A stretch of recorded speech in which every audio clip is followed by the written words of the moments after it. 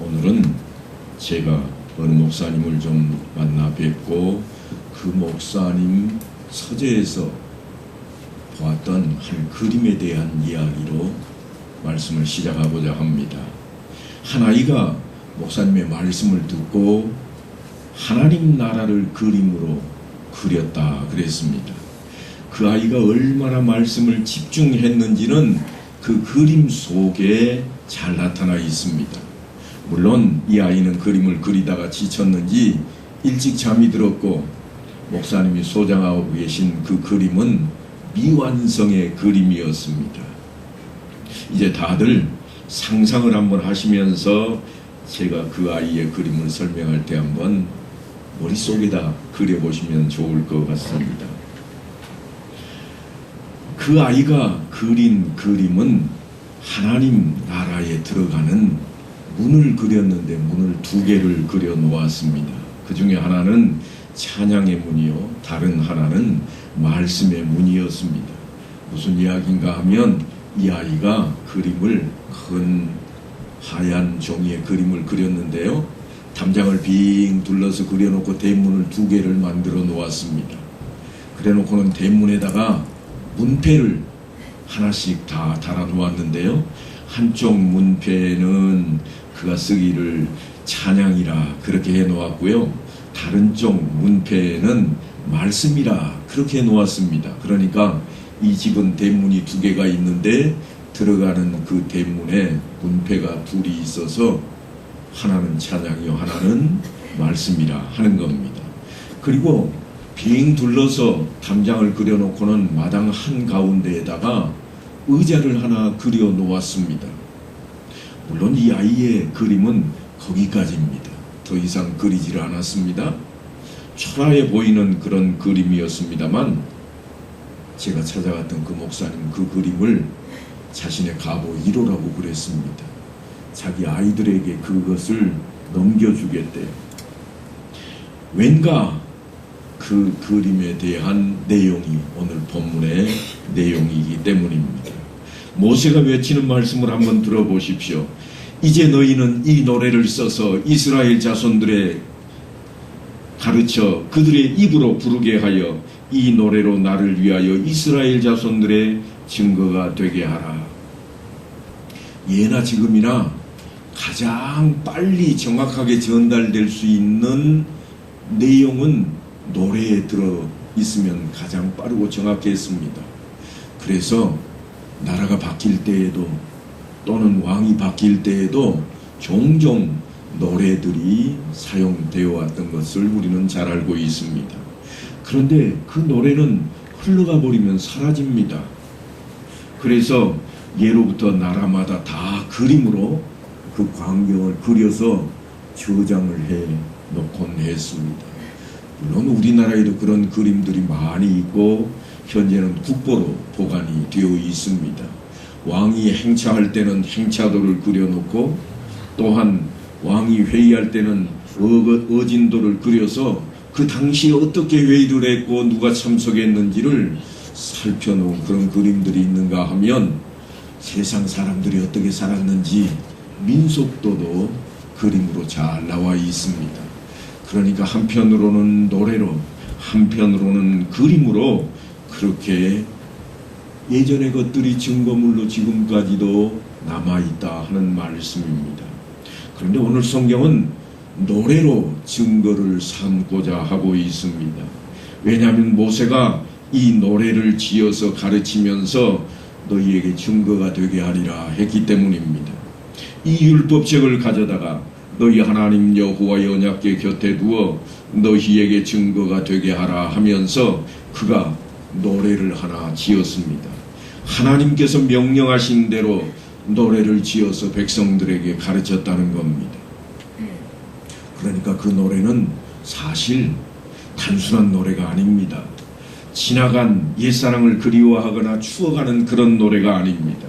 그렇다고 신세를 한탄하거나 허무한 그런 세월에 대한 노래도 아니었습니다. 모세는 노래에 메마른 대지를 적시는 생명을 담았습니다. 그러니까 이 노래에는 생명을 살리는 하나님의 능하심이 담겨 있습니다. 우리는 하나님의 경륜 앞에 오늘 또 머리를 숙입니다. 내 형질이 이루어지기 전에 주의 눈이 보셨으며 나를 위하여 정한 날이 하루도 되기 전에 주의 책에 다 기록이 되었나이다. 시편 기자는 시편 139편에서 그렇게 노래합니다. 하나님께서는 시편 기자가 노래하는 것처럼 이미 계획을 해놓으시고 그 계획대로 섭리를 해가고 계십니다. 그래서 우리에게 그 계획된 대로 이끌어 가시는 그 하나님께서 자유의지를 허락하시고 우리가 어떻게 선택을 하든지 선택의 역사를 이루어가고 계십니다. 40년 전에도 사실 모세는 노래를 한편 지었던 적이 있습니다. 홍해를 건너자마자 모세가 지어서 불렀던 노래가 있습니다. 여호와를 찬송하리니 그는 높고 영화로우시며 말과 그 탄자를 바다에 던지셨음이로다. 여호와는 나의 힘이시요 노래시며 나의 구원이시로다.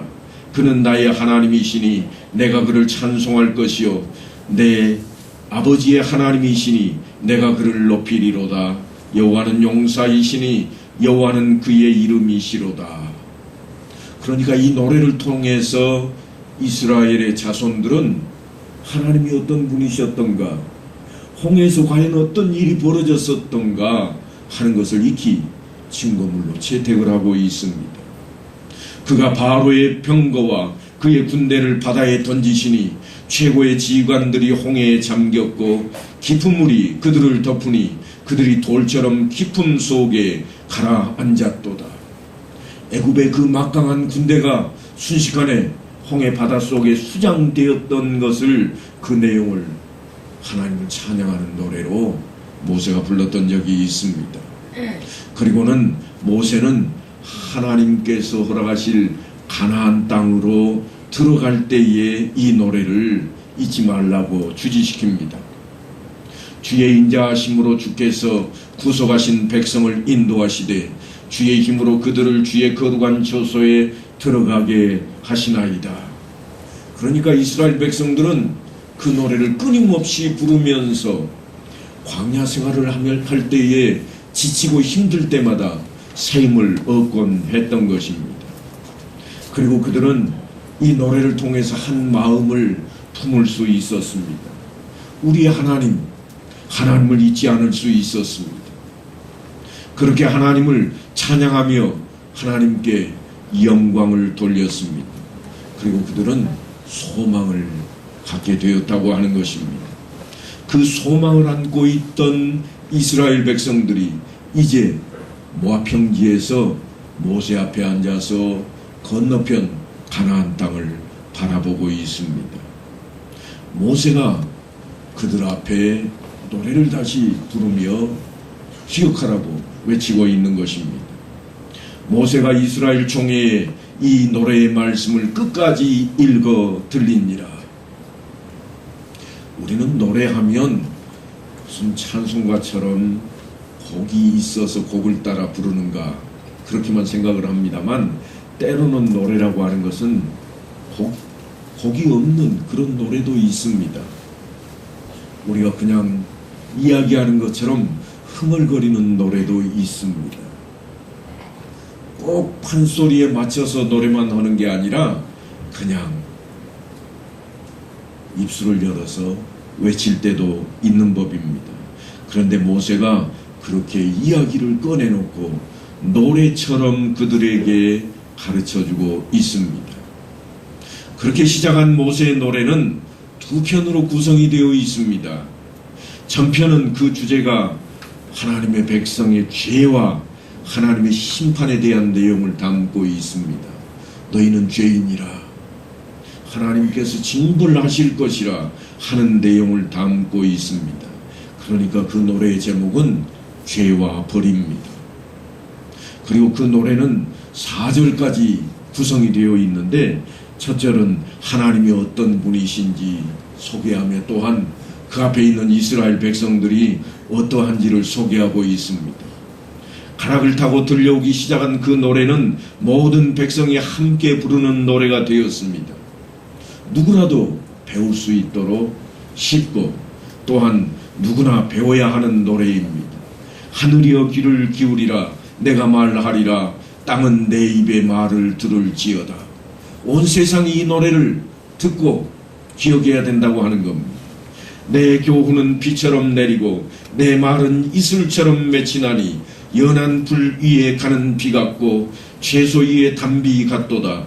내가 여호와의 이름을 전파하리니 너희는 우리 하나님께 위엄을 돌릴지어다.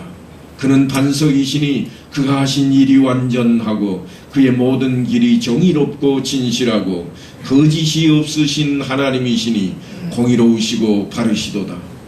그들이 여호와를 향하여 악을 행하니 하나님의 자녀가 아니요 흠이 있고 삐뚤어진 세대로다.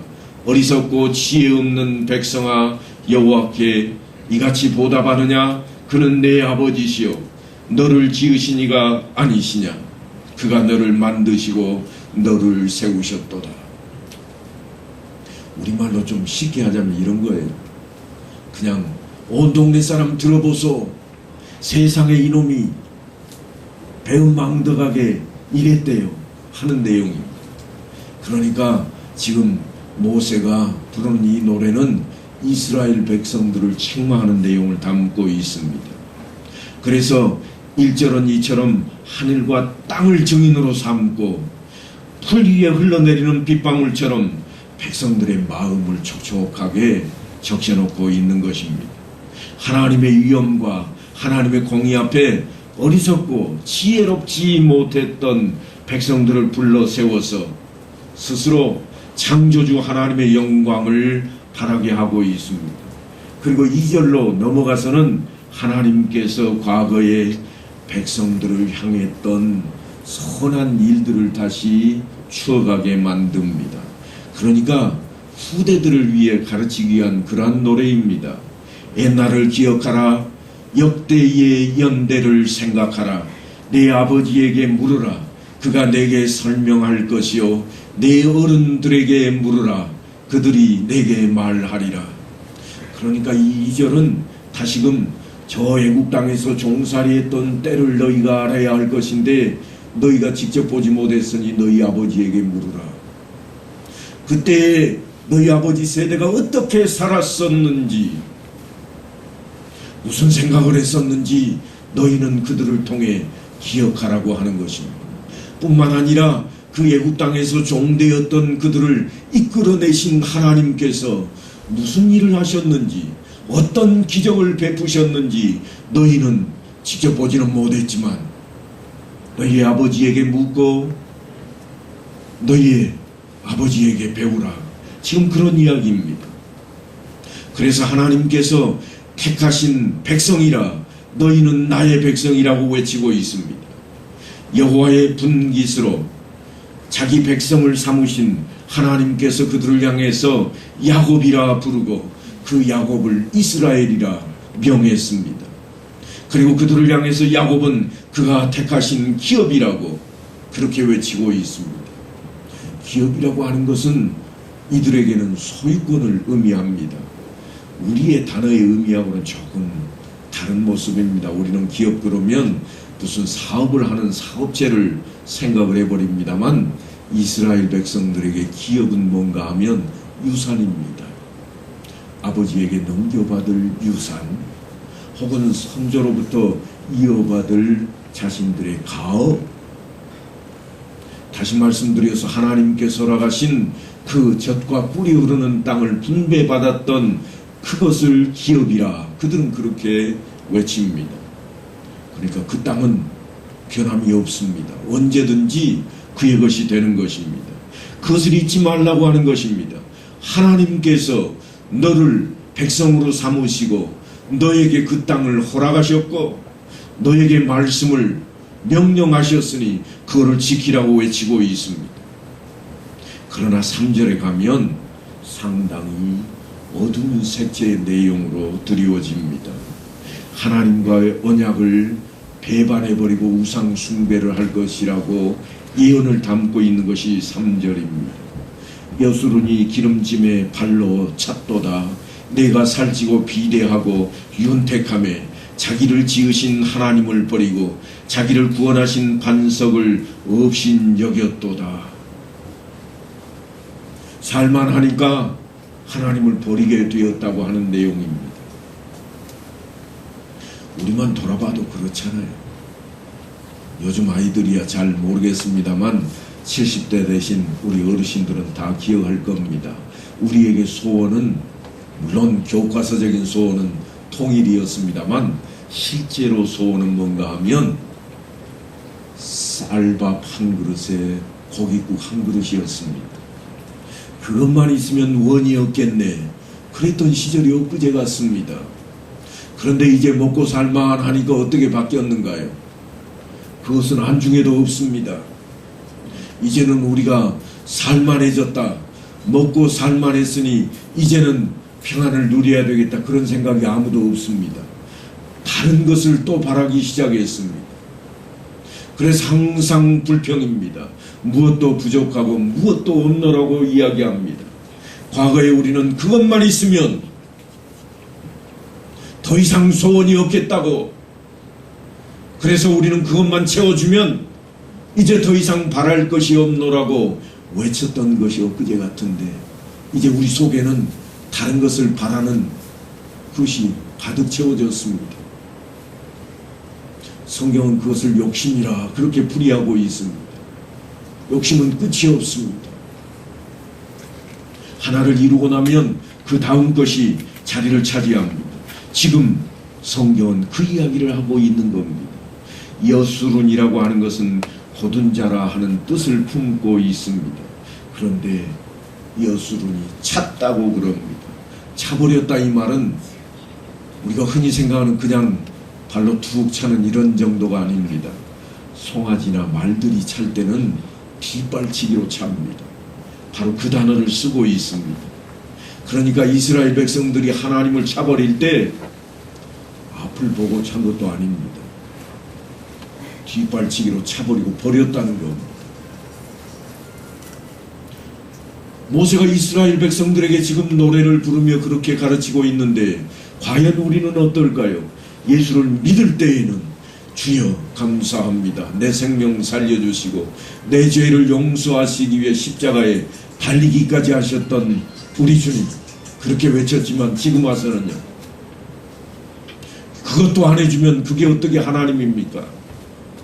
그래서 뭔가를 더 내놓으라고 마치 하나님을 자판기처럼 여겨서 자판기 버튼을 누르고 그것이 나오지 않으면 고장났다고 발로 차버리는 것처럼 우리는 하나님을 그렇게 대하고 있습니다. 이것도 달라 저것도 이루어달라. 하지만 이루어주지 않을 때는 하나님, 고장난 하나님으로 그렇게 생각하고 뒷발치게 하는 것처럼 차버린다는 겁니다. 그리고 찾아간 것이 무엇인가? 새로운 우상입니다. 이스라엘 백성들이 그랬습니다. 오직 하나님, 여호와 하나님만 섬기고 따르리이다. 그렇게 언약을 맺었던 이스라엘 백성들인데 살만하니까 그들은 이방 사람들이 가지고 들어온 그 신들을 따라 섬기기 시작했습니다. 그것이 더 멋져 보이고 그것이 더 이뻐 보였을지도 모르겠습니다. 그러다가 그들은 넘어지고 맙니다. 그래서 이 노래가 4절에 접어들면 참고 참았던 하나님께서 진노하시는 내용으로 담깁니다. 여호와께서 보시고 미워하셨으니 그 자녀가 그를 경노하게 한 까닭이라. 이제 하나님께서 경노하십니다. 그리고 어떻게 반응하시는가 하면 내가 재앙을 그들을 위해 쌓으며 내 화살이 닿을 때까지 그들을 쏘리로다. 시작할 때는 하나님께서 너희는 내 백성이라 내가 택한 자라고 하셨는데 이제 와서는 그 생명을 화살로 쏴버리겠다고, 다 할 때까지 쏘겠다고 표현은 이렇게 하고 있습니다만 실제로 무슨 말씀인가 하면 생명을 거두겠다는 내용입니다. 더 이상 너희에게 생명을 줄 수 없노라. 그러니까 힘으로 치듯이 모세가 죄와 벌에 대한 내용으로 1절에서 4절까지의 그 모든 것을 이스라엘 백성들에게 들려주며 기억하라고 외치고 있습니다. 그리고 이어서 다른 한편의 노래를 또한 그들에게 가르치기 시작합니다. 그러니까 전편의 노래는 죄와 벌에 대한 내용입니다. 죄를 짓던 너희여, 너희에게 벌이 내릴 것이라. 너희의 생명이 무엇이냐, 사라질 것이라. 그렇게 외쳤다면 이제는 모세가 판을 뒤집어서 다른 노래를 한 편 더 가르칩니다. 이제 이 노래는 구원의 노래입니다. 이 노래 역시 3절로 되어 있는데요. 1절에서는 하나님께서 지혜와 지식이 없는 민족들을 통탄해 하시는 내용을 담고 있습니다. 이스라엘 백성은 지혜가 없는 민족입니다. 왜냐하면 지혜와 축복 되시는 하나님을 떠나버리고 발로 걷어찼기 때문입니다. 그들은 모략이 없는 민족이라 그들 중에 분별력이 없도다. 만일 그들이 지혜가 있어 이것을 깨달았으면 자기들의 종말을 분별하였으리라. 그들이 하나님의 백성을 공격하고 심판하는 것은 바로 하나님께서 그들을 그렇게 사용하시기 때문입니다. 하지만 그들은 그 사실을 알지 못했습니다. 그저 적들이 쳐들어온다고만 생각했습니다. 이방이 자신들을 못살게 군다고만 생각했습니다. 내 앞에 펼쳐지는 세상 앞에 문제가 생길 때마다 우리는 뭐라고 생각하는가 하면 뭔가 나를 잘못되게 하려고 하는 것들이 엄습한다고만 생각을 합니다. 내가 하나님을 향해 잘못했던 것은 손꼽만큼도 생각을 해낼 수가 없습니다. 하나님 왜 나를 지켜주지 않으셔서 이런 것들이 내게 다가옵니까? 그렇게 항변만 합니다. 이스라엘 백성들이 그렇게 하고 있습니다. 그래서 모세는 2절에 가서 하나님의 진노가 그들에게 임하였던 것을 다시 한번 깨우칩니다. 그때에 내가 보복하리라. 하나님께서 자기 백성을 자신의 아들이라고 불렀던 그 아들을 보복하기로 작정하셨습니다. 참으로 여호와께서 자기 백성을 판단하시고 그 종들을 불쌍히 여기시리니 곧 그들의 무력함과 갇힌 자나 노인자가 없음을 보시는 때로다. 하지만 그 하나님께서 이제는 마음을 돌이키기로 작정을 하십니다. 어머니의 마음을 다시 한번 하나님께서 품고 계심을 드러내십니다. 불쌍히 여기신다는 그 말 속에 하나님의 심정이 고스란히 담겨 있습니다. 너희가 나를 버리고 떠났을지라도 내가 어찌 너희를 버릴소냐. 부모의 마음으로 이스라엘 백성을 다시금 그렇게 아우르고 있습니다. 그리고 그들에게 너희가 섬기던 우상은 아무것도 아니니라. 그것을 가르치십니다. 그리고 하나님 되심을 이렇게 설명합니다. 나는 죽이기도 하며 살리기도 하며 상하게도 하며 낫게도 하나니 내 손에서 능히 빼앗을 자가 없도다.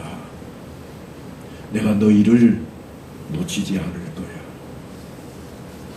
비록 너희가 나를 떠나고 나를 버렸을지라도 내가 다시 한번 참고 기다릴 것이니 돌아오라. 그래서 돌아오라고 외치고 있는 것이 구원의 노래입니다. 모세는 이어서 그들에게 3절을 마무리하는데 대적자들을 심판하시겠다고 이제 그렇게 마무리송을 부르고 있습니다. 그들이 잘못되고 하나님을 떠날 때 우상을 숭배하고 붙들 때 하나님께서는 저 이방을 불러들여서 이스라엘 백성들을 혼쭐내게 만들었습니다. 그들을 끌려가게 만드시고 종살이하게도 만드셨습니다. 그러나 하나님께서는 이제는 내가 내 백성을 다시 돌아볼 터이니 그들을 살릴 것이라. 너희 민족들아 주의 백성과 즐거워하라. 주께서 그 종들의 피를 갚으사 그 대적들에게 복수하시고 자기 땅과 자기 백성을 위하여 속죄하시리로다. 내가 너희 죄 때문에 지금까지는 너희를 보지 않겠다고 돌아서 버렸지만 이제는 내가 너희 죄를 용서하마. 죄가 없으면 하나님 앞에 설 수 있습니다. 요즘 많은 젊은이들이 구호로 외치는 코람데오라 하는 용어가 있습니다. 이건 라틴어인데요. 코람데오, 면전에 서다. 어디에? 데오, 하나님 앞에. 그런 뜻입니다. 그러니까 하나님 앞에 면전에 설 수 있는 자가 누군가 하면 죄 없는 자입니다. 속죄함을 받은 자입니다. 하나님께서 우리를 향해 그 속죄함을 모세로 하여금 노래에 부르게 하고 있습니다. 그래서 너희를 용서할 것이라 하는 것을 담고 있는 이 구원의 노래가 들려집니다. 물론 세월이 훨씬 지나간 후에도 이사야 선지자가 이스라엘 백성들을 향해 다시 한번 그 구원의 노래를 불러 제낍니다. 그날에 내가 말하기를 여호와여 주께서 전에는 내게 노하셨사오나 이제는 주의 진노가 돌아섰고 또 주께서 나를 안위하시오니 내가 주께 감사하겠나이다. 이제는 감사로 바뀌고 있는 이사야 선지자의 노래입니다. 하나님은 나의 구원이시라 내가 신뢰하고 두려움이 없으리니 주 여호와는 나의 힘이시며 나의 노래이시며 나의 구원이십니다. 이사야만 그렇게 노래 부른 게 아닙니다. 신약시대에 와서 사도 바울도 우리와 함께 이 노래를 부르게 하고 있습니다. 이방인들도 그 긍휼하심으로 말미암아 하나님께 영광을 돌리게 하려 하심이라. 기록된 바 그러므로 내가 열방 중에서 주께 감사하고 주의 이름을 찬송하리로다 함과 같으니라. 이르되 열방들아 주의 백성과 함께 즐거워하라. 모든 열방들아 주를 찬양하며 모든 백성들아 그를 찬송하라. 이게 사도 바울이 우리 같은 이방인들이 예수 그리스도의 용서하심을 따라서 그 대속제물이 되심을 따라서 죄사함을 받고 하나님 앞에 설 수 있게 했던 그 놀라운 구원의 역사를 노래하는 내용입니다. 이사야가 이르되 이새의 뿔이 곧 열방을 다스리기 위하여 일어나시는 이가 있으리니 열방이 그에게 소망을 두리라. 메시아에 대한 대망의 노래를 이사야는 일찌감치 불렀습니다. 그리고 세월이 흐른 후에 예수님께서 하나님께서 직접 인생의 몸을 입고 이 땅에 오셔서 우리의 대속제물로 십자가를 택하게 하셨던 겁니다. 우리는 지금 모세가 이스라엘 총회에 그 노래를 불러주고 끝까지 읽어 들리게 했던 내용을 듣고 있습니다. 모세와 눈의 아들 호세아가 와서 이 노래의 모든 말씀을 백성에게 말하여 들리니라. 그렇게 44절에 기록이 되어 있는데 여기 보면 놀랍게도 모세와 눈의 아들 호세아라고 그랬습니다. 어떤 사람들은 성경이 갑자기 왜 이렇게 이름이 바뀌었지? 잘못 기록했나? 그럴 수 있습니다. 하지만 이 호세아라고 하는 것은 여호수아의 예전 이름입니다. 사실 똑같은 단어일 수 있는데요. 앞에 조사가 하나 붙으면서 예호수아가 되었습니다. 그 이야기가 어디에 있는가 하면 저 앞쪽에 가면 그 이야기가 담겨 있습니다. 민수기 13장에 가면 이렇게 기록이 되어 있는데요. 이는 모세가 땅을 정탐하러 보낸 자들의 이름이라 모세가 눈의 아들 호세아를 여호수아라 불렀더라. 그러니까 성경이 잘못된 그런 기록을 하고 있는 것은 아닙니다. 호세아라고 되어 있지만 여전히 여호수아의 이름이고, 후일 신약시대에는 똑같은 단어를 뭐라고 쓰고 있는가 하면 예수라, 예호수아 똑같은 단어입니다. 축약으로 예수라. 그래서 예수님의 이름도 동일한 이름으로 동일한 뜻을 가지고 있습니다. 그러니까 그 이름의 뜻이 뭔가 하면 구원하다, 그런 뜻입니다. 이처럼 모세와 이제는 여호수아가 함께 백성들을 가르치기 시작했습니다. 노래를 모세만 부르고 떠나버린 게 아닙니다.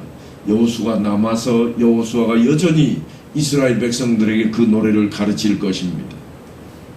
여호와께서 모세에게 이르시되 너는 내 조상과 함께 누우려니와 이 백성은 그 땅으로 들어가 음란히 그 땅의 이방신들을 따르며 일어날 것이요 나를 버리고 내가 그들과 맺은 언약을 어길 것이라.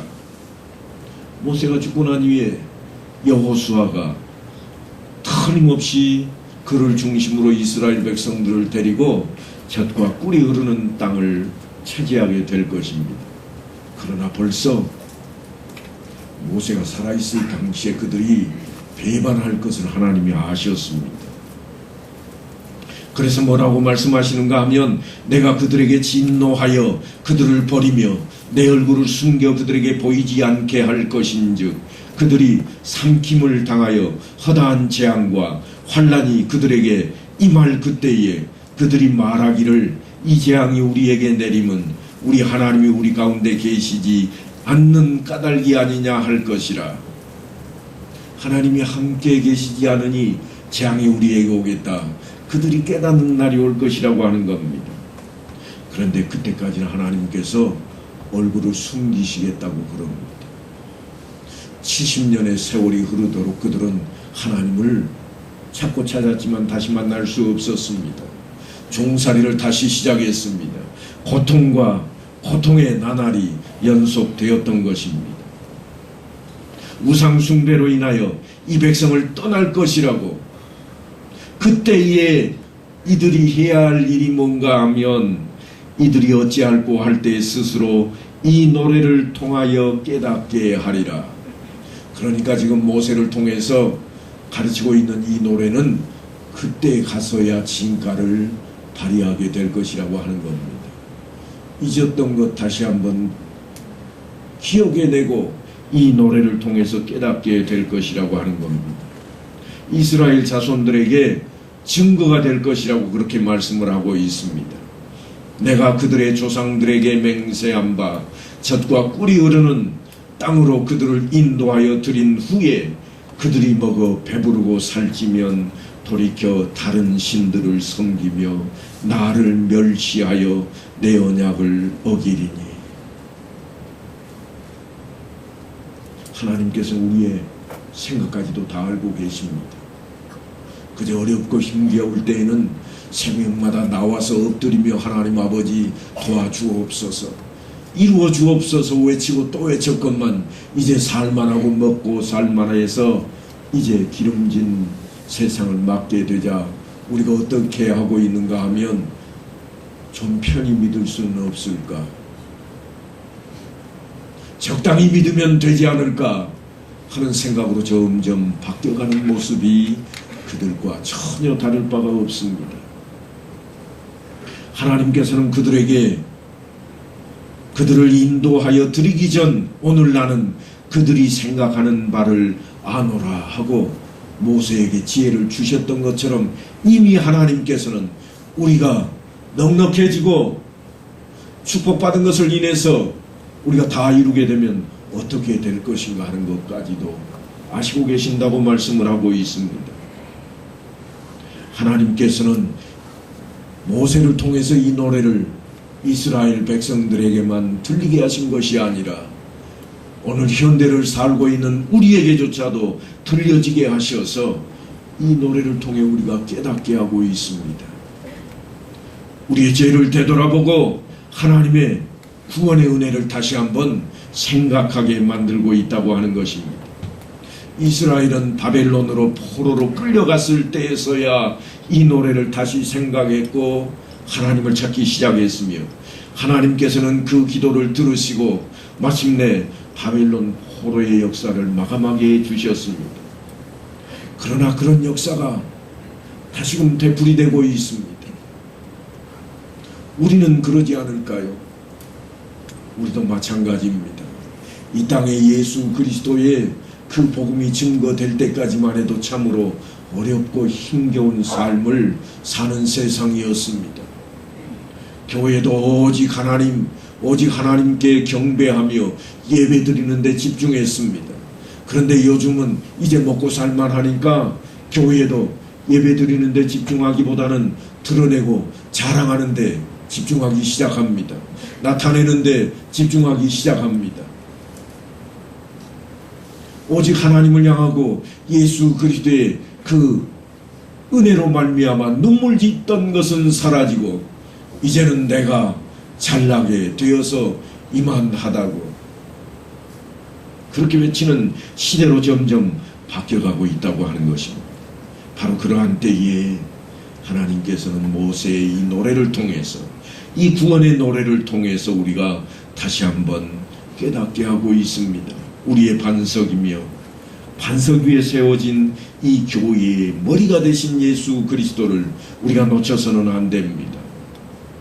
지금도 우리가 세상의 탐욕에 빠져서 하나님을 경배하는 것보다 돈을 향해 쫓아다니고 명예를 향해 쫓아다니고 권력에 맞들려 쫓아다닌다면 예전의 이스라엘과 다를 바가 없습니다.